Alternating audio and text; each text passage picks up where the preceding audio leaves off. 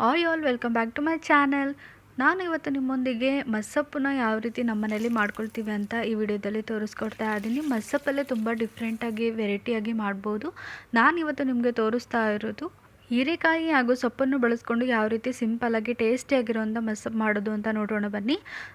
ನಾನಿಲ್ಲಿ ಕುಕ್ಕರಿಗೆ ಒಂದು 3-4 ಗ್ಲಾಸ್ ಆಗೋಷ್ಟು ನೀರನ್ನ ಹಾಕ್ಕೊಳ್ತಾ ಇದ್ದೀನಿ. ಹಾಗೆ ಒಂದು 3 ಟೇಬಲ್ ಸ್ಪೂನ್ ಆಗೋಷ್ಟು ತೊಗರಿಬೇಳೆ, 2 ಟೇಬಲ್ ಸ್ಪೂನ್ ಆಗೋಷ್ಟು ಹೆಸರು ಬೇಳೆನ ಚೆನ್ನಾಗಿ ವಾಶ್ ಮಾಡಿಬಿಟ್ಟು ಕುಕ್ಕರಲ್ಲಿ ಹಾಕ್ಕೊಳ್ತಾ ಇದ್ದೀನಿ.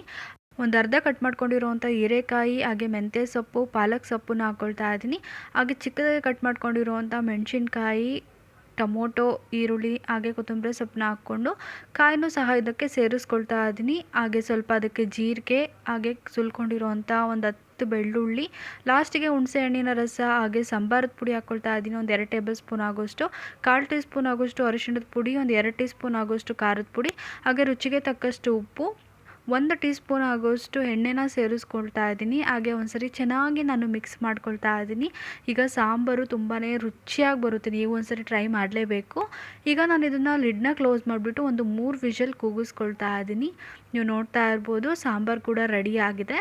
ಇದನ್ನು ನಾನು ಬಸ್ಕೊಳ್ತಾ ಇದ್ದೀನಿ ನೀರನ್ನು ಸಪ್ರೇಟಾಗಿ, ಯಾಕೆಂದರೆ ನಾನಿಲ್ಲಿ ಇದನ್ನು ಮಸ್ಕೋಬೇಕಾಗುತ್ತೆ. ಹಾಗಾಗಿ ನೀರನ್ನ ಸಪ್ರೇಟ್ ಮಾಡಿಕೊಂಡು ಇವಾಗ ನೋಡ್ತಾ ಇದ್ದೀರಲ್ಲ, ಅದೇ ರೀತಿ ನಾನು ಕುಕ್ಕರ್ಗೆ ವಾಪಸ್ ಹಾಕ್ಕೊಂಡ್ಬಿಟ್ಟು ತರಕಾರಿನೆಲ್ಲನ ಒಂದ್ಸರಿ ಚೆನ್ನಾಗಿ ನಾನು ಹಾಗೆ ಮಸ್ಕೊಳ್ತಾ ಇದ್ದೀನಿ. ಕೈಯಲ್ಲಿ ಮಸಿದ್ರೆ ತುಂಬ ಚೆನ್ನಾಗಿ ಆಗುತ್ತೆ.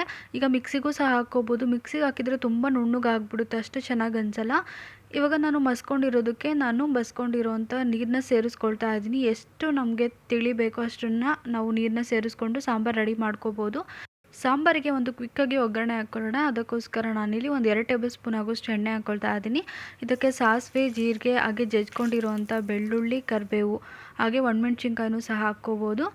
ಹಾಗೆ ಇದಕ್ಕೆ ಲಾಸ್ಟಿಗೆ ಸ್ವಲ್ಪ ಹಿಂಗನ್ನು ಹಾಕ್ಕೊಳ್ತಾ ಇದ್ದೀನಿ. ಹಾಗೆ ಒಗ್ಗರಣೆ ರೆಡಿ ಆಗಿದೆ. ಈಗ ಸಾಂಬಾರಿಗೆ ನಾನು ಸೇರಿಸ್ಕೊಂಡು ಒಂದ್ಸರಿ ಚೆನ್ನಾಗಿ ಮಿಕ್ಸ್ ಮಾಡ್ಕೊಳ್ತಾ ಇದ್ದೀನಿ.